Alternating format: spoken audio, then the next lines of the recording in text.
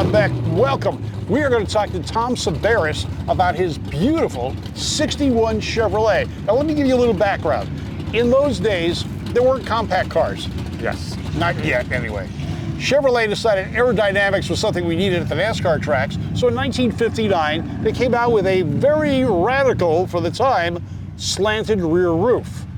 1960, then 61, but in 61, they changed the name. They started nicknaming them the bubble back, or the bubble roof. Right. Now, Ford was slow to catch on, Yeah. and it wasn't until 1960 they did a similar thing, and it was the start of aerodynamics in NASCAR. However, drag racing was still very popular, Right. and your car, as well as many others of the era, were primarily at the drag strip. So That's tell us a correct. little bit about your car, because you run with the AFX guys, and your car is amazing. Now, you've done a lot of work to it to get it so that it launches like a correct car. That's because correct. Back in those days, 1958 started the X-Frame. Yes. That car twist, it was a Flexi Flyer. Yes. So you've supported this one, you've made this one so it leaves the line flat and straight. Tell us a little bit about your car. Well, what we did with the suspension, Dave Franklin, who I bought the car from, is an engineer and a drag racer since he was in diapers practically. Probably, yeah. Yeah. So we put a 2x3-inch a channel steel rail underneath the door sill, and then we gusseted with 10 to 12-inch gussets from that angle iron up to the factory X-frame. And by doing that, and we put an anti-roll bar in it. Okay. And by doing that, it locked the car up so it doesn't twist anymore. Right. By not twisting, you're not pulling the left front and the right still on the ground. Yep. It launches with both tires up in the air and it goes perfectly straight. It's just amazing. I would never have believed it until we did it. Yeah, 'cause I can remember seeing at different races, there's a guy that's got a 409, got about 500, 600 horsepower, Right. dual quads. He leaves the line, the passenger side tire's still on the ground, but the rest of the car's in the air on an angle. Yeah. And your car leaves flat, straight, Flat and good. straight.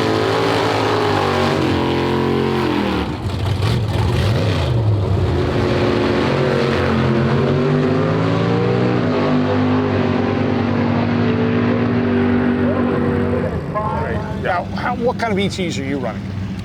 Quarter mile ETs, I'm right around 9.0s, 890s, 880s. Okay. Eighth mile, I'm around, the best I ran is a 555 at 124. That's still very impressive. Oh yeah. That car launches. Now, what do you use? Naturally aspirated, Okay, so single carb, dual carb? single carb, no turbos, no superchargers, no nitrous, all True hot all rodding. motor. True hot rodder. Okay, so you got, but it's a big block Chevy.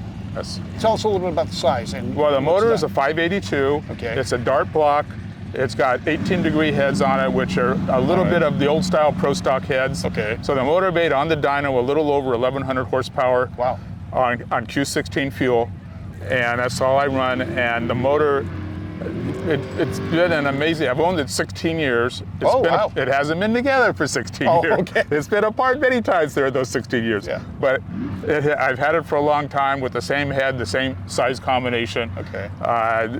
My engine build is phenomenal, and he just keeps this car running, and it's dead nuts consistent. It'll run a 570 all day long in the 8th mile. All right, so from the factory, it was kind of a four-link. You had one lower control arm, and then you had two on an angle off the center of the differential. You've had to change that, though. Oh yes, it's all 4-link now, like a true drag car, with an anti-sway bar in back. And Okay. I have Global West A-arms, so there's no... Oh, good. Yeah, so I don't get any bump steer at all. Right. I mean, they were $1,800 for A-arms, which is like, but you gotta have them. But Global West is the people to go to. That's the top of the line, absolutely. And they're the only ones that make them for this car. Yeah, So- I mean, it's very limited. I mean, first off, there's not that many of them left. Right. Second, when they do have them, they make them into either a lowrider, Yeah. a custom, or they just restore it stock. Yeah, that's And exactly right. This is more fun. This is a lot more fun. For stock is not so much fun. I mean, it depends on what It's you're okay, into. yeah. If you like it. Lowrider, I'm certainly not into. Yeah. I have seen some incredible show car quality 61 Impala bubble tops. Yeah. That guys have spent $500,000 on. It's just big numbers. Wow. And I don't even know if they drive them on the street, but I mean, they're just incredibly well-built car by some real spectacular car builders in the area. right, so 59 and 60 had side wings. They did, yes. And, you know, everyone would talk, oh, they lift at high speed. No, they didn't lift. They were too heavy to lift. But the 61, they rounded this car out. Yes. They made it more stylish, I think. I agree. And the 62's got squared off. Yes. But the 61, to me, it looks smaller. yes. The 62 looks boxier. It is exactly. Yeah, I agree. Yeah, this is almost a one-off body style on the 61, and it is a little more rounded off, and it kind of follows the contour of the roof and the back window. I did have the roof drip moldings eliminated on the car, so it gives a much more rounded sleek look. Yes, a much more rounded look. Stops the wind noise when you're going down the track. At 200 miles an hour. Yeah, right. It did when I got it, and we didn't even realize it at first, but it did have a substantial amount of rust. All the rust on this car has been removed and replaced with metal. All right. When I got the car, it had fiberglass front fenders on. Oh. It took me 4 years to find steel fenders. Ooh. I looked all over the country for really 4 years. A friend of mine in Florida finally called me up and said, Tom, I finally found a set of front fenders.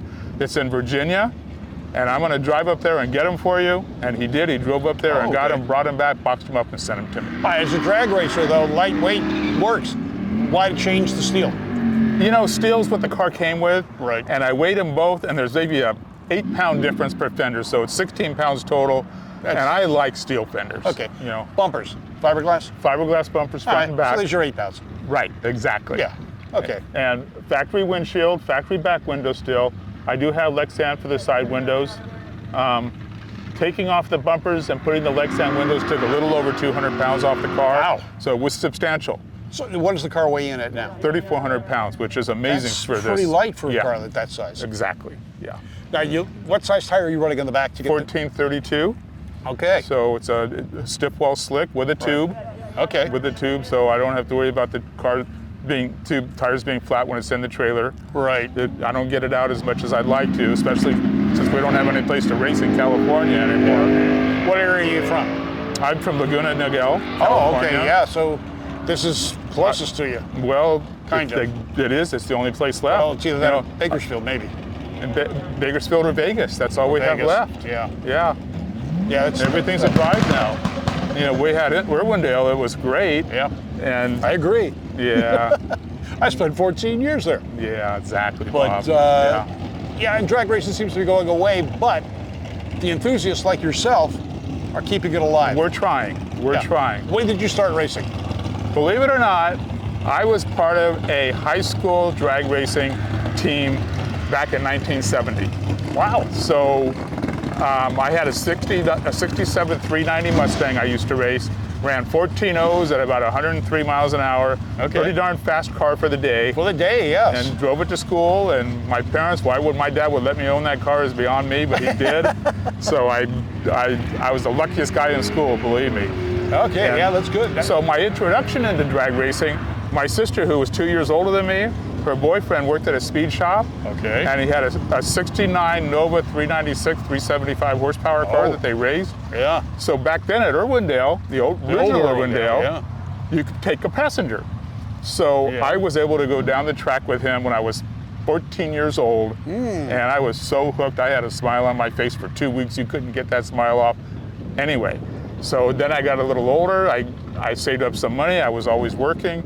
As I saved my money up, my dad paid for half of it. I bought the 67 Mustang, which I paid $2,500 for a 390 4-speed GT, which is now probably a $100,000 car. But back then they weren't, and they were a lot of fun. I learned everything about working on cars on that car because I couldn't afford to have anybody work on it because I couldn't afford it. Yeah. And that was my introduction into drag racing and restoring cars and muscle cars, and it's been a love affair ever since. We grew up in a great era. Oh, I would not trade my youth for any amount of money. You couldn't buy it. I mean, we used to cruise Whittier Boulevard at 16, 17, 18, and 19. You know, the police didn't like it, but they didn't really shut us down either. No. We had just a great time, and then if we wanted to try something else, we'd go to Van Nuys Boulevard, or That place, yeah. you know, and I mean, it was just muscle car heaven, Nirvana. American Graffiti was a good example of what we saw growing up. Absolutely. We're old. Yeah. We But- are old now. Yeah, I we're hate old to admit now. it, Yeah, but you're still younger than me. But we're old. But we had fun, and these were everyday. You could go into a used car lot and buy one of these. you at could the go time. buy a Hemi Oh, yeah. Roadrunner, a Hemi Coronet. You could buy one of these. You could buy a Z28 Camaro for $4,000. Yeah, I remember my mother looking at a 1965 Coronet 383, $2,500. Brand new. Oh yeah, and she was looking at it, and the salesman told her all the performance abilities, and that's when she said, "Nope, Yeah. you're not driving this." Yeah. So we didn't get it. Yeah, unfortunately. unfortunately, yeah. But she did get a Pontiac Tempest with a 326. Not bad. Not bad. It was okay. I'm a real Pontiac guy too. Yeah, it's got 4 wheels on it. Yeah. I'm bilingual when it comes to cars. That's right. It doesn't matter what brand it is. I have fun. Hot rodding is hot rodding. You can race anything. You can build anything. Yeah. The base concepts are right there. This is an excellent vehicle. But my other car, Bob, you'd probably Yeah. be interested. I have a 71 Pontiac Le Mans convertible, Oh. 455, 5-speed manual, air conditioning, fantastic car. Yeah. Just a real fun street car to drive. I can imagine. Just fun. Now, fun. they didn't come with a 455. They actually did. did? Mine came originally with a 400. Right. You could get a 455. Ram Air 4. Or 3. You could get a base 400. Right. You could actually get a 400 with a 2-barrel, Yeah. or you could get a Ram Air 3 or a Ram Air 4. Okay. So yes, they were Ram Air. those 4, and then they had a base model 455 too. Okay. So and the 350 of course, and Oh, the some good smaller days. motors. Yeah. Yeah, well, you could buy a car that wouldn't pass a gas station. All right, we're here in Verona. Match Race Madness. I'm Hot Rod Bob. We're here. If you can, this is the place to be.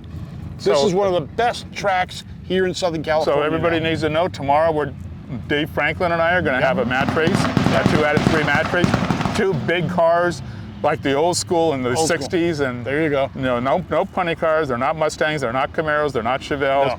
2 old, big old Real 61 cars. That's it. So if you're here, Have a lot of fun. Come and join us. Support us. Really appreciate it.